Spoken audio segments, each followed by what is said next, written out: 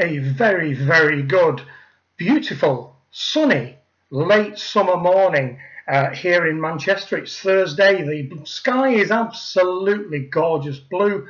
Not a breath of wind. It's absolutely lovely. Anybody think it was the height of summer? But anyway, that's the kind of way we like it. We're preparing ourselves for a lot of the wet stuff in the coming months. So any break from that right now is very welcome. So, as the name suggests, this is how the video is going to go.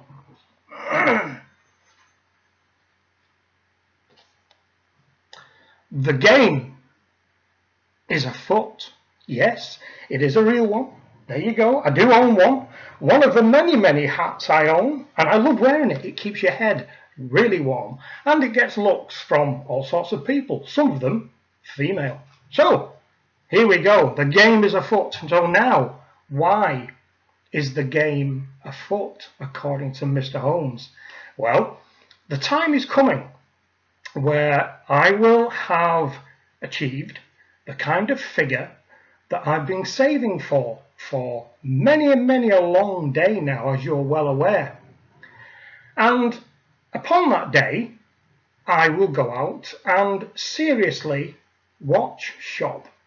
So, the game being afoot, it means me putting my deerstalker on and my hunting coat and carrying my trusty magnifying glass and hit all the major jewellers and ADs, and also perhaps a little trip out to Blackburn in Lancashire to have a look at iconic watches to see what good things they have to offer for the money I have to spend. So, the game starts here, ladies and gentlemen. And the game is this.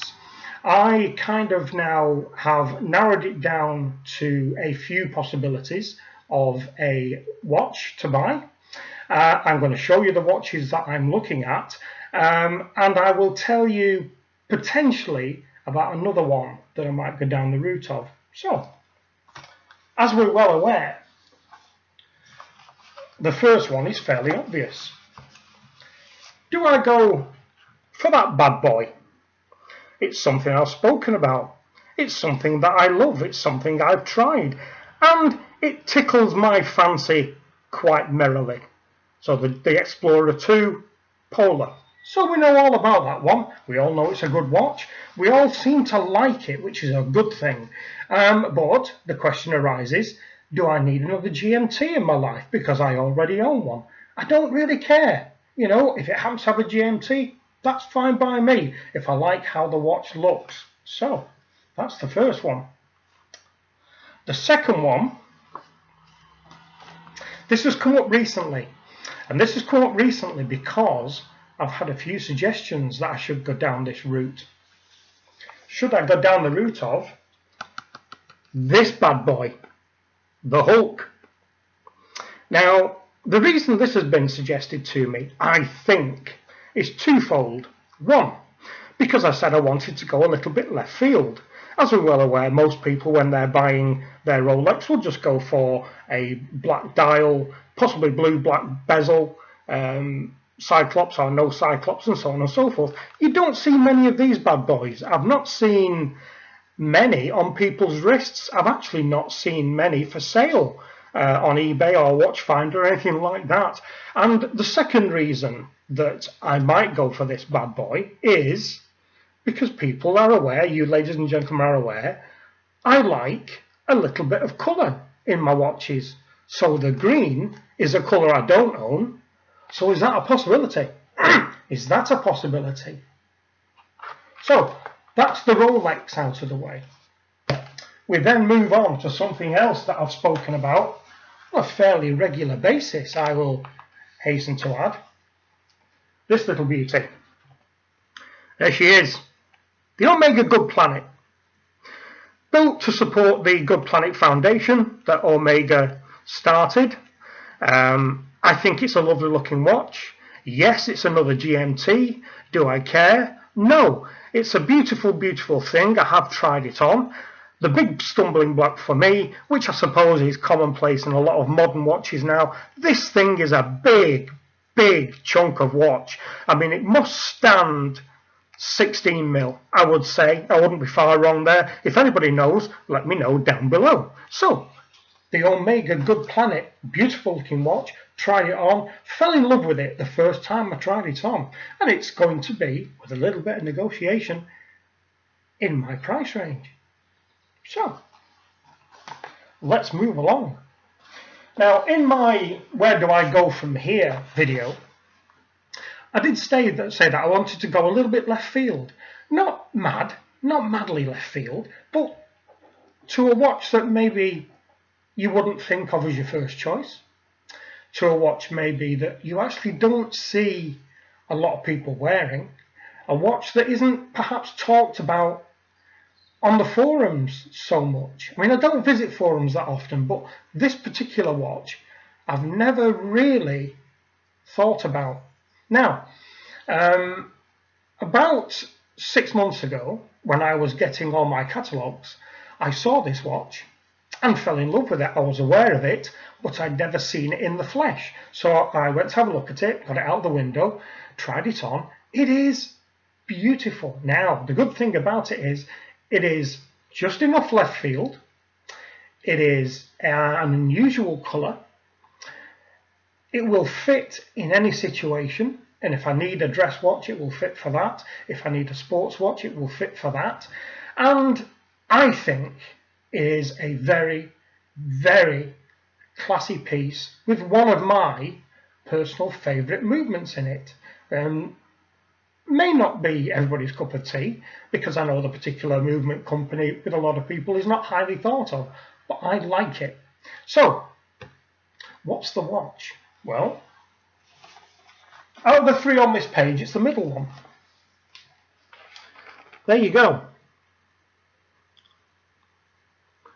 Now then, what do we think about that, people? I think it's a glorious, glorious looking timepiece. I love the colour. It isn't brown, it isn't bronze, it's something else.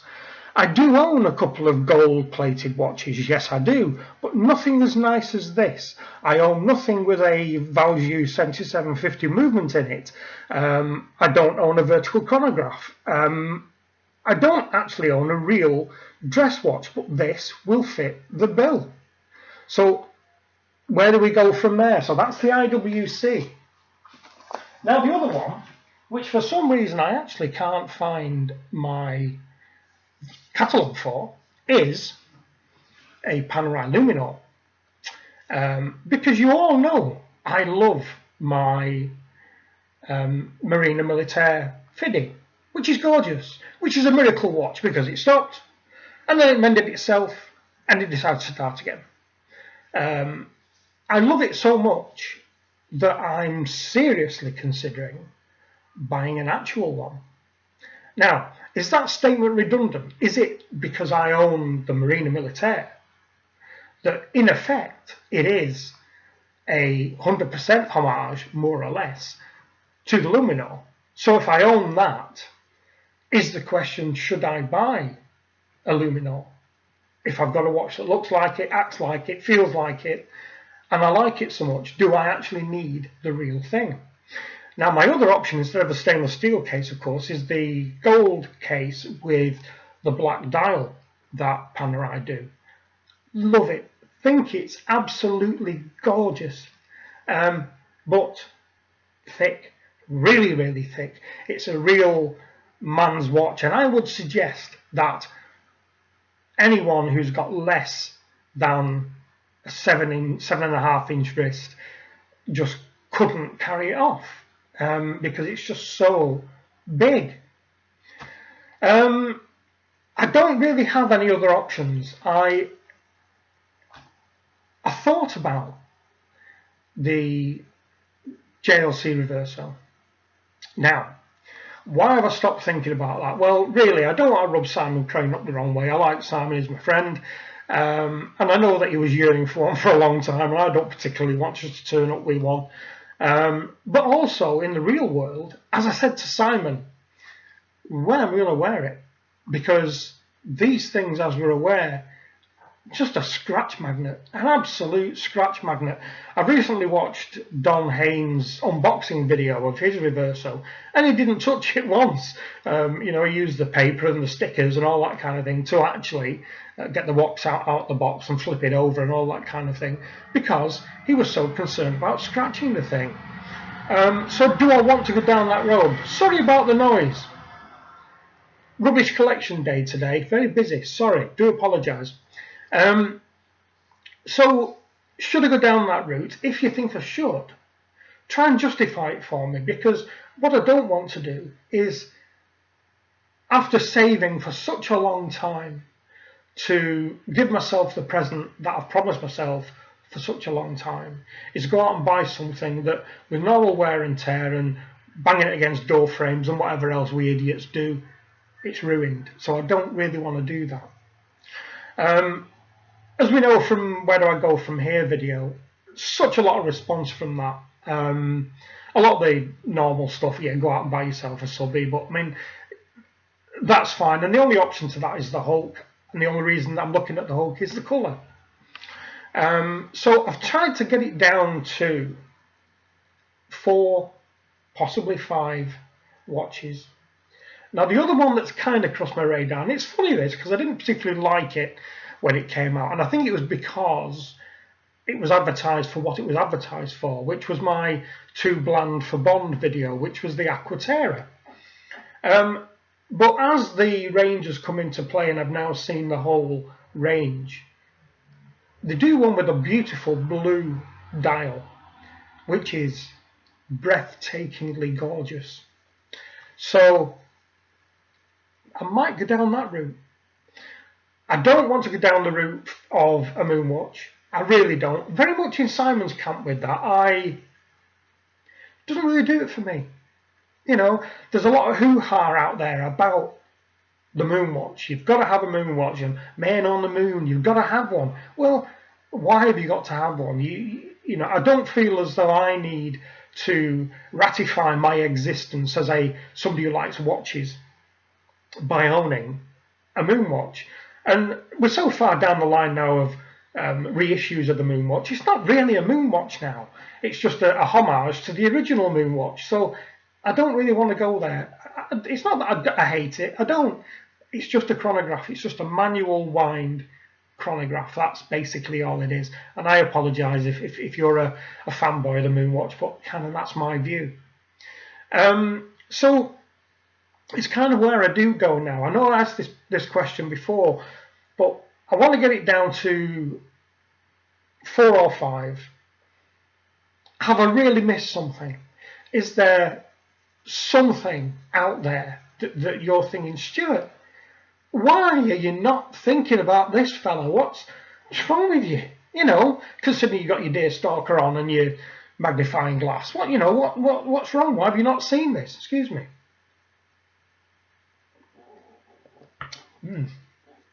Tropical mixed juice and sparkly water.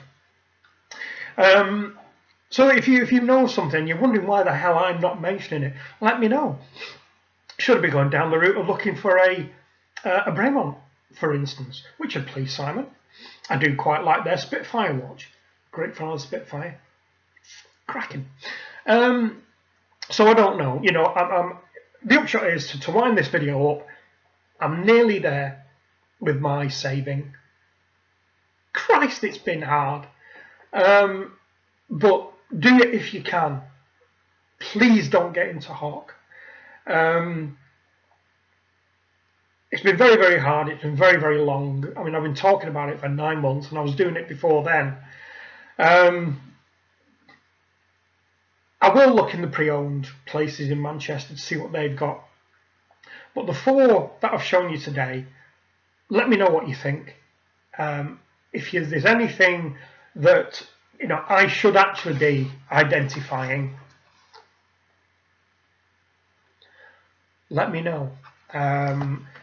Because I'm now at the stage where I don't actually want to be worrying too much. And I tell you what has happened, and this is where I will tie it up, is that my desire to go out and buy the watch is lessened now that I know I'm close.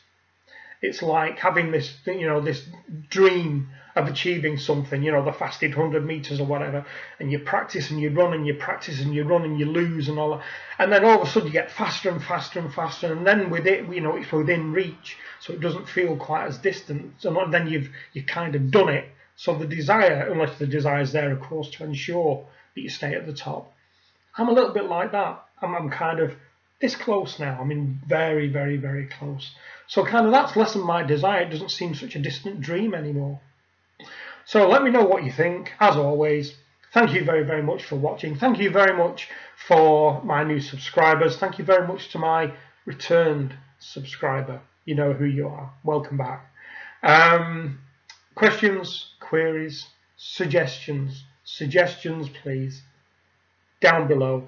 Try not to confuse me any more than I'm confused.